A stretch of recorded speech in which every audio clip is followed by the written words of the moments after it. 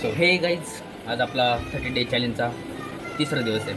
तर आज आपण बनवणार आहे अंडा सँडविच. आइए देखते हैं, मजा आएगा. सो गाईज, घ्या आपण अंडे थोडा आणि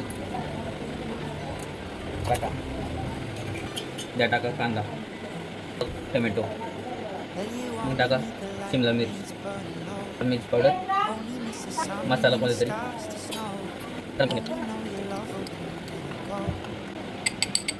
हो.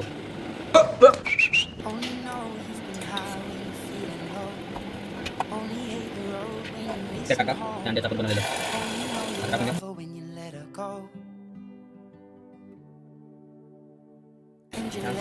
Oh my God.